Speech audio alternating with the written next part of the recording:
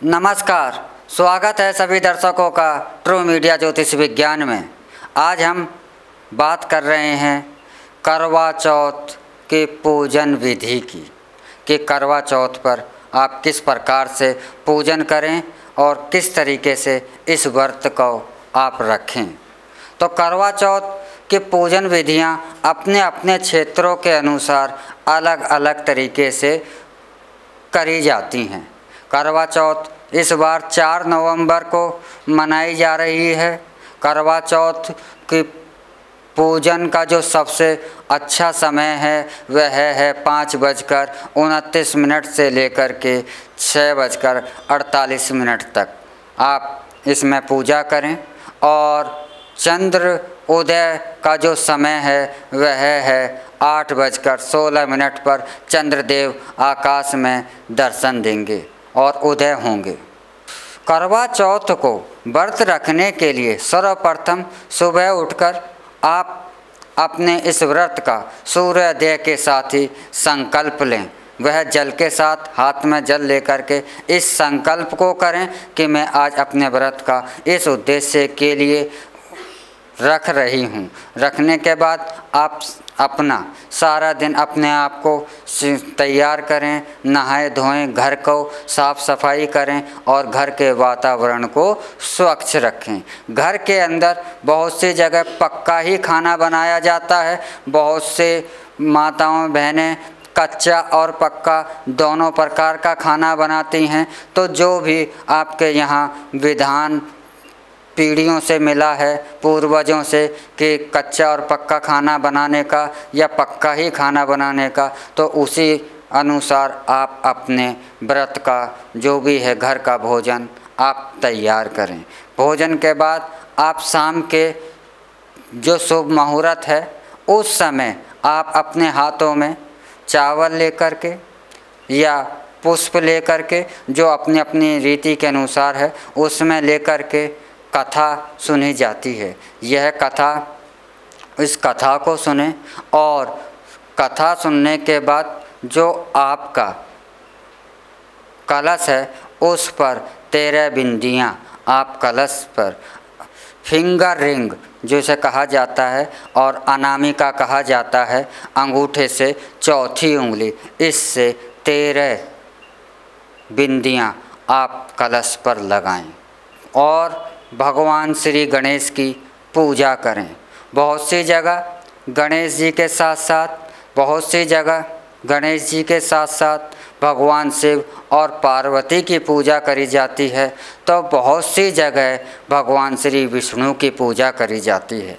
तो इस मतभेद में मैं आपको यह बताना चाहता हूँ कि शिव पुराण में स्पष्ट तौर पर साफ साफ शब्दों में कहा गया है कि जो शिव और विष्णु में अंतर करता है या जो भक्त विष्णु को और शिव को अलग समझता है वह पाप का भागी होता है। भगवान शिव ने अब स्वयं कहा है शिव पुराण में कि जो मुझ में और विष्णु में अंतर समझता है उसे मैं प्रेम नहीं करता, वह मुझसे दूर हो जाता है। तो इसलिए कहीं विष्णु का विधान पूजा का है, कहीं शिव का विधान पूजा का है, कुल मिला करके पूजा एक ही ईश्वर की हो रही है। श्री गणेश जी का पूजा का विधान है, श्री गणेश जी से पूजा करें, भगवान शिव की पूजा करें, माता पार्वती की पूजा करें और इस पूजा को करने के बाद आप उनसे प्रार्थना करें कि हे शिव, मेरी जो भी आराधना है, मैं जिस उद्देश्य को लेकर अपनी पूजा कर रही हूँ, इसको आप मंगल करें और मेरी कामना को पूर्ण करें। पूजा करने के बाद जब चंद्र उदय होता है तो चंद्र उदय होने पर आप सर्वप्रथम चंद्रदेव के दर्शन करते हैं और उनकी एक लोटा जल और जो आप पूजा की थाली जिसमें दीप जलाकर चंद्रदेव की आप पूजा करी जाती है, चंद्रदेव के दर्शन के बाद उसके बाद एक चलनी लेकर कर उसमें आप अपने पति देव के दर्शन करें। दर्शन करने के बाद उनके चरण छूकर आशीर्वाद लें। आशीर्वाद लेने के बाद जो भी आपने अपनी रसोई कच्ची और पक्के भोजन की है या पक्के भोजन की, जो भी आपने निर्माण किया है अपनी रसोई में, आप उन्हें भोग लगाएं।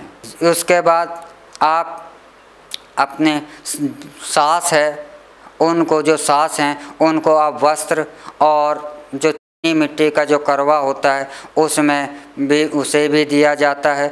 ये अपनी अपनी क्षेत्रीय रीति रिवाज हैं, तो आप इसको अपनी रीति रिवाजों के अनुसार, जो आपके क्षेत्र के अनुसार प्रचलित हैं, उसमें किया जाता है। आप सास के भी चरण स्पर्श कर उन्हें भी वस्त्र इत्यादि का दान दें।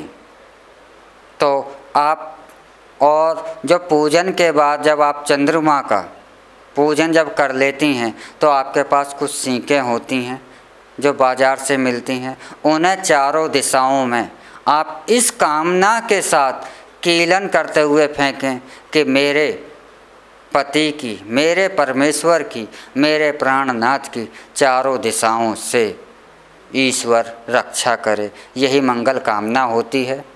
तो आप इस तरीके से आप अपने व्रत को रखें, अपने व्रत को करें। करवा चौथ का व्रत कार्तिक मास की कृष्ण पक्ष में चतुर्थी के दिन मनाया जाता है। चतुर्थी भगवान श्री गणेश का ही दिन माना जाता है।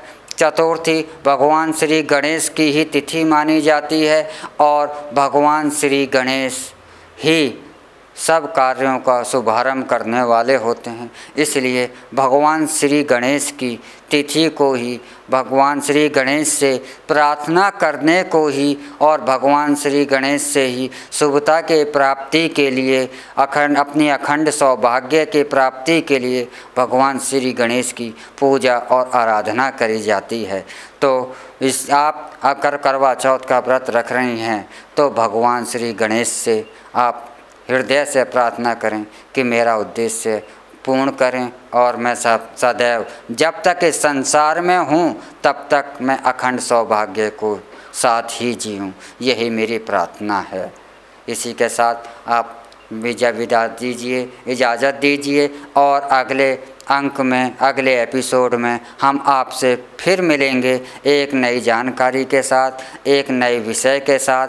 तब तक आप हमारा ट्रू मीडिया ज्योतिष विज्ञान लाइक करते रहें, करें, शेयर करें, कमेंट करें और सब्सक्राइब करना भी ना भूलें। जय श्री राम। ओम नमः शिवाय।